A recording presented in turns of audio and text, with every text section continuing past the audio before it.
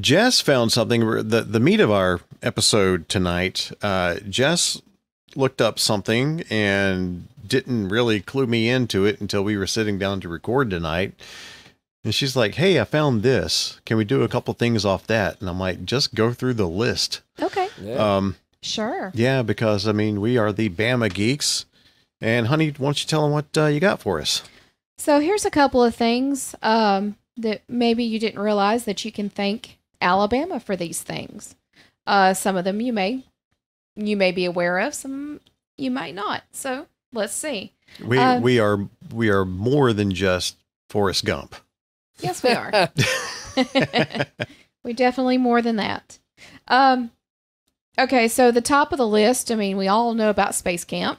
Mm-hmm. And Space Camp was created in 1982 at the U.S. Space and Rocket Center in Huntsville. And that was also the inspiration for the said movie, Space Camp. Yeah. And last year when Leah Thompson was here in Huntsville, she's like, "It's the first time I've been back since that movie." Yeah. Filmed came out in 1986 as Space Camp. And there were some, they did use part of the Space Camp area when filming the movie. So there you go. There's that. Let's see. Now, next on the list we have, and we did recently talk about this on our podcast, Golden Flake potato chips. Yeah. You can thank Alabama for that and thank the other company for taking it away. That's right. Because this list actually came out in 2018, the one that I'm looking at. So some of the, like I said, funny enough, we mentioned Golden Flakes and they're on this list again. So let's see. The next on the list is Have Yourself a Merry Little Christmas. Written in 1944 by Birmingham native Hugh Martin for Judy Garland to sing in the film Meet Me in St. Louis. Really? Wow. Nice. So y'all were not aware of that? No, I did not. Was he living in Birmingham when he wrote that, or I'm sure he moved off if he's writing? He just says that he is a Birmingham native. Okay. Not specifically stating that he was living in Birmingham at the time that he wrote it. Okay. But it was written by a Birmingham native. Next on the list, Milo's Sweet Tea. Oh, yes. The tea was found... This tea, found in grocery stores, was first served in Milo's restaurants, which were founded in 1946 by Milo and B. Carlton of Bessemer. I didn't realize how big the tea empire was until like maybe 5-6 years ago. I just thought it, like I remember seeing it in the stores. I just thought it was like an Alabama thing. And then like I looked into it and realized like they sell that across the country and like it is well loved. Like I've driven by the big distribution center where they bottle it, and it's a big area, so they making a lot of tea over there. Yeah, they do. Yeah. You said you weren't familiar with the how big the tea empire was, and without mentioning Milo's in that statement, I'm thinking, well, we had a revolution where we threw some into the harbor up in Boston. Yeah. And I didn't realize there were two, and they're also like basically even though they're the same, but I think the tea is its own corporation type thing, and the restaurant is its own thing. Oh, so they're separate. I think they're the same brand. Yeah, they're same branding, but I think, like I said, but from what I understand, I think that's how they operate. I could be wrong on that, but I think so. Okay. Well, if you've never had a Milo's hamburger, they do a neat little thing where they give you like a little, like an additional, what is it called? It's almost like a little triangle piece. It's not very big. It's just a little extra piece. You've got your hamburger patty, but then they throw in like a little quarter piece or so of another patty. And so it's kind of like a bonus slice on there with their sauce. All right. So here's the question. All right. Since we're talking Milo's, fans of the sauce or not? I like to dip my fries in the sauce. Sauce is good. I don't know. Maybe just me. I'm not. It's not for me. But I know people who love it. That's why I was curious. Is it their comeback sauce? Is that what it's called? Or who's got a comeback sauce? Jack's has a comeback sauce. Jack's. Yeah. My bad. Sorry, mixing up the brands there. But is there some sauce very similar? Kickback or something like that. It's I don't something know. to that effect. Yeah. That's the sauce that I like. Now I think there's probably mayonnaise involved, so you wouldn't like it, Bo. Of course. Yeah, if it's usually any house sauce for a restaurant, but yeah, like I said, it's the Milo sauce. Like it's not bad. I don't enjoy it, but I don't hate it. But it's kind of like if I'm getting a burger from them, without the sauce. But yeah, I don't care for the sauce in the burger. I like to dip my fries in the sauce. I'm the same way. Leave the sauce off the burger Mm-hmm. and have it on the side. Yeah, they have some good fries too. That's one. And if I want They to do. put a little bit on the burger, I kind of like to be in control of the sauce so that There it's you go. not overly, just saturated in sauce. That's kind of like how I feel about, condiments on sandwiches and burgers. I just don't. Yeah. I want to be in control of it. I'd Yeah. rather put my. She always gets the sauce on the sides. Yeah. Good call. It's a good call. And a lot of times I use sauce on the sides for dipping French fries more than I do for the sandwich or the burger itself. So it's kind of weird. Kind of but like when you go to Wendy's, you gotta have that Frosty to dip Yeah. your fries in. That's right. I didn't know that was a thing until a few years ago. Then I tried it and I went, why have I not yeah. been doing this my entire life? Yeah. Yeah, that's Changed your life, fantastic. didn't it? Yeah, and my daughter was talking this past weekend. They were up here. We wound up getting the Grimace birthday meal from McDonald's. And so she was like, "Did you dip your fries into the Grimace shake?" And I'm like, "No, Oh, I wouldn't do it to the Grimace shake because I wanted to enjoy it like it was supposed to be." Yeah. But she said apparently the fries changed the flavor of the Grimace shake. Mm. And I don't know because they discontinued it, so I can't test that theory. yeah, we got it on the very last day of Yeah. June. Yeah. Because I was actually surprised he wanted to try it. So I was like, well, if we're going to try it, we got to do it tomorrow because tomorrow was June 30th. They were going to end it in June. And I actually like the shake. I thought it was pretty good. It didn't kill me. Like I've Yeah. seen all the TikTok videos. Oh. Yeah, the videos for it have been good. Mhm.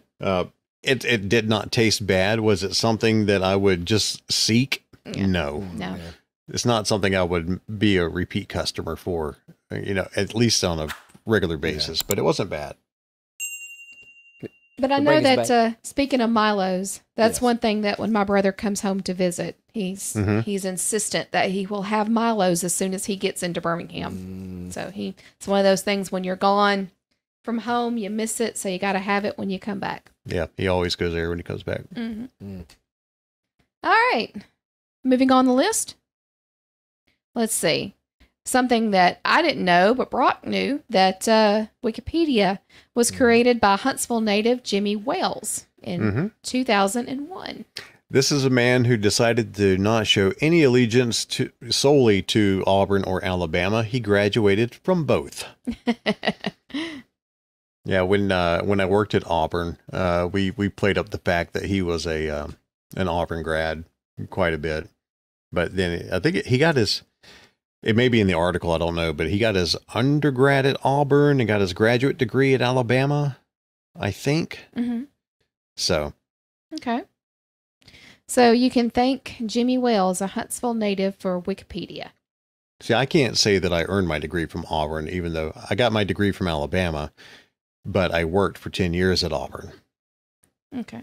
And I didn't do anything as spectacular as Wikipedia. I have done nothing. So. Let's see. Next on the list, the Super Soaker. What? This inductee into the Toy Hall of Fame was invented by Mobile native Lonnie Johnson. So a native from Mobile, invented the Super Soaker. Does it give any details on like the timeline when all that happened?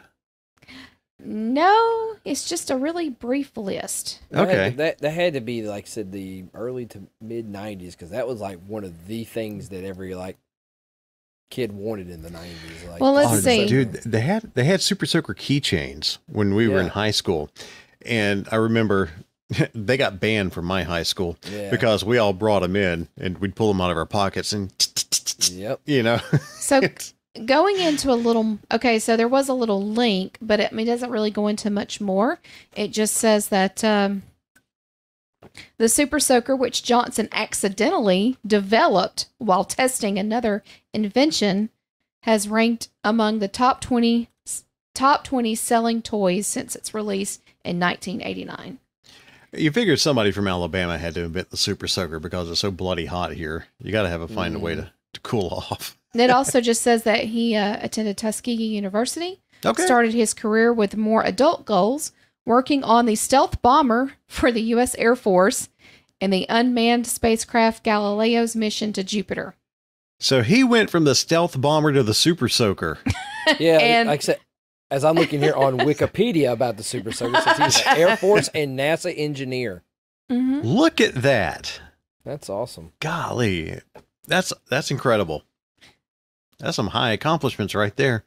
I mean, look at that. Okay, I gotta go back To to go from something that can really kill you to something that you can pretend to, Yeah, you know, can soak you to death. to another Yeah. a weapon, but it's well, I mean, he for water. revolutionized. You know, I mean, water guns used to be just a little bitty thing. You pulled the plastic cap, poured it in, and did that, and he turned it into a full on.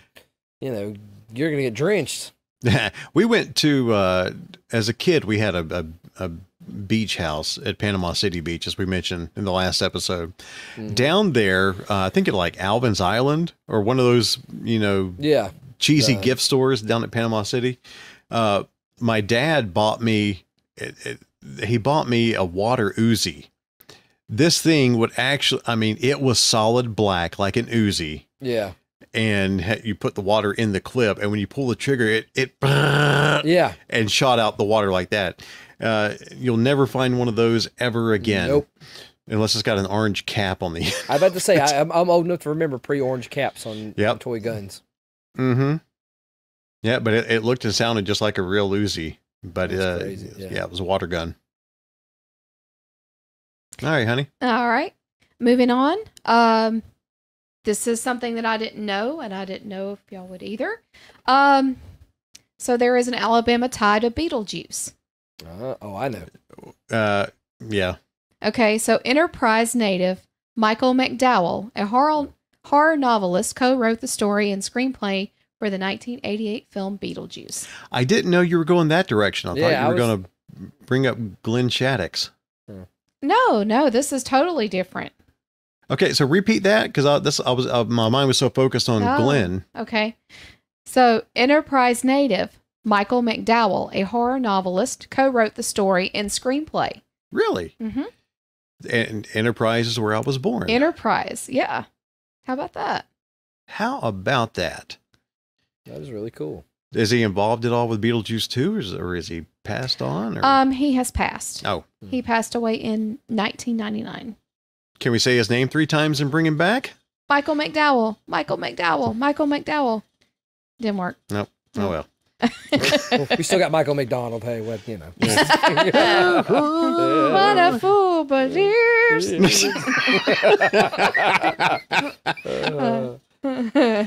Taking it to the street. This is a great episode. Yes. Okay. That's awesome. Let's see. Next on the list is, we all know about To Kill a Mockingbird. Yeah. Of course. Okay, so one of the most read books of all times, To Kill a Mockingbird, was written in 1960 by Monroeville native Harper Lee. So, To Kill a Mockingbird it's one of my favorite books. It was one of my favorite things movies. In high school to read and to learn about. The movie, of course, the girl who plays Scout in To Kill a Mockingbird, she is from Alabama. She's and then also starring Gregory Peck, who is the grandfather of Ethan Peck. Star Trek. Bite your tongue. Star Trek yes. Strange. I'm telling you, I'm fighting a struggle bus right now. I don't know why. All 3 of us, if you're watching on YouTube, all 3 of us have been yawning at various times. Yeah. I don't know We're what's boring got a hold of ourselves. No, So- we're not boring. We're just old and tired. So I just want to tie that into, my Star Trek to Ethan Peck, to Gregory Peck. To, Pause right there. We Okay. were talking pre-show about there goes Bo yawning.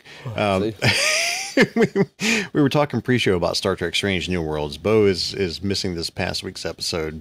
I'm catching up. There has yet to be a bad episode of that Yep. show. No, really. yeah. I mean, my goodness, and there's a handful coming back to Dragon Con, as we mentioned an episode or so ago. We were talking about before we got I think even before we got onto Patreon chat, when we were just shooting the breeze before we started recording, we talked about some media being yanked off streaming and how streaming is, these things are going to disappear before they even get a physical release. And I pre-ordered Oh golly, where did I get the link? Somebody on Twitter shared a link to Amazon of this limited edition box set that it's the Picard edition of Star Trek, but it's like it's a box set that's going to have all the next gen episodes, all the next gen movies, and then Star Trek Picard. Anything that has had Patrick Stewart in it related to Star Trek is going to be in this massive box set. Yep. And so I've got like the first season of Next Gen on Blu-ray. I've got them all on DVD. And so all these are going to be on Blu-ray. And I'm like, you know what? This is a perfect time. I think the whole set's like 200 something bucks. It's not bad. No. For the amount of content you're getting, that's a great deal. Yeah. And it comes with some other little bonus Next Gen related things. But yeah, you get Next Gen up through Picard. Anything that had Patrick Stewart in it is going to be in this box set. And I'm like, that's perfect. So, yeah, I'll have that and won't have to. I'll actually get to own that in case they ever yanks Next Gen off streaming, which that'd be stupid. Yep. So, all right, honey, go ahead. All right. So, Books A Million. Yes. Founded in 1917 in Florence by Clyde W. Anderson, now the nation's second largest book chain store. Books A Million is headquartered in Birmingham. Yes, it is. Isn't Second and Charles a division of Books A Million, correct? Yes. So there's if you haven't had one of those near you. Yeah. Yep. Second and Charles is a great store. Oh, yeah. Very good. You get a lot of good older stuff there. Shipped, the online delivery service, was found in 2014 in Birmingham. Yep, that big building is downtown. Big advertisements on it for it. The former, wasn't it the South Trust building? And then it was, I think that's what it was, South Trust, and it was some other bank, and then it's now Shipped. Yep, I believe so. I don't know how long this has been up, and I don't know which building it's on, but I was driving through Friday through downtown Birmingham, and as I'm coming down from the west on I-20, I'm heading east on I-20. Okay. 2059, getting in you go through Malfunction Junction and you get past I-65 and you see the skyline. You know, there are enough Alexander Shannara billboards in this state, but now one of the skyscrapers downtown is just a massive Shannara billboard. Yeah, that's it was for a couple of years. It was a Pepsi billboard, and then before then, it was like am I right, Jess? It was like in the 80s and 90s. It was like it would have a scrolling message across it. Yeah, it was like a scrolling advertisement. But yeah, Shannara got it a year or two ago, I think. Has it been that long? It's at least a year. Yeah, and I'm just now noticing it. Well, I mean, how many Shannara billboards are all over the place as it is right now? For some reason, Friday when I was driving through, that one stuck out to me. And I'm like, well, that's the first time and you know me, I'm a detailed guy. I usually pick up on the tiniest things. Yeah. That's the first time I've ever noticed that it was Shannara. Yeah. Can we get him to give us some money for mentioning him? Yeah. He's got enough. Yeah. The man loves advertising. Look, man. Hey, Mr. Shannara, would you, we've all met you, by the way. Yeah. That's right.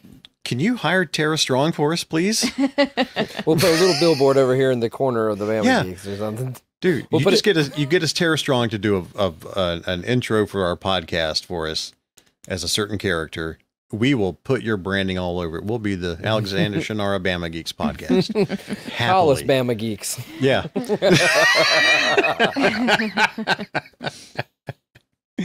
Oh. All right, honey. All right.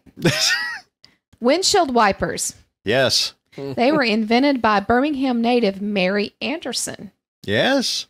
Thank you, Miss Mary. Miss Mary, she came up with something that, I mean, I didn't even realize this till I looked at this list too. So thank you, Miss Mary.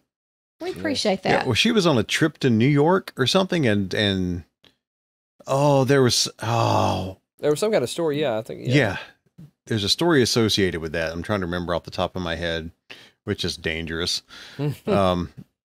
Yeah, she was off somewhere and was like, it'd be really they were like reaching out of the windows of a cab or a trolley or something. And I think it was a trolley, and they were reaching out the windows and wiping off the water from the windows manually. And she just had an inspiration and came up with the windshield wipers. I hope that's right. That sounds about right from what I'm looking. Yes. She was an American real estate developer, rancher, an inventor of the windshield wiper. Yep. All right. So, yeah. Cool. Good for you, Miss Mary. Good for us. And All good of us. For humanity. Thank you. Yes. Talk about changing the world. Yeah. Kaneka sausage. Bless, bless, bless. The best thing on this list, Kaneka sausage. Founded in Kaneka County in 1947. If you're heading down I-65 on the way to the beach and you do not stop in Evergreen and partake at their store, you're missing out. You are missing it. They have every version of their sausage for sale as a sausage dog in that store. Mm-hmm. And it is, we stop every time. We do not drive past Evergreen without detouring off that exit. It's our little lunch on the way to the beach. Mm-hmm. Yep. Let's see. And finally, I have airbags. Really? Yeah. Wow. Montrose native and Auburn University graduate George Kirchhoff helped invent airbags and is known as the father of the airbag. I bet he never expected them to be used in prank videos when people sit on them. Probably not. I got you. Yeah. It's probably the last thing he had on his mind. Thus is humanity. We take a good idea and then use it for laughs. I saw one guy. He's laid down on his mattress. His roommate had put a hidden camera in his room, and he laid down on his mattress to go to sleep, and he fired off the airbag, and he wound up essentially going through the wall. He flung off the mattress and cracked a huge hole in the wall. He got up and was not happy. Another thing, sign of our age. Like I said, I can remember when the airbags was the new thing in cars. Like that was the big selling point. Mm-hmm. Yeah. My parents had a Mercury Cougar back in the late 70s. And there I was, 3 and 4 years old, and I was crawling up the back windshield of that thing and laying down to take a nap. And we drove places, and I was just hanging out in we didn't care about seat belts back then. And my dad was still a state trooper at the time. And he's like, yeah, whatever. You know? It was a 70s model Cougar. That thing was like a tank. Yes, it was. Yes. I don't know whatever happened to that car. I wouldn't mind having it. It was ugly. It was yellow. Everything was yellow in the 70s. Yeah, it was. From your pots and pans to your refrigerator to your floor. If it wasn't yellow, it was that light green. Yeah. Oh my gosh. I hope that never makes a comeback. Yeah. Somehow that seems to be the only aesthetic that hasn't come back from the older stuff yet, thankfully. Mm-hmm. But hey, the things back then were built to last, so those things were around for a long, long time. Yes, they were. Mm-hmm.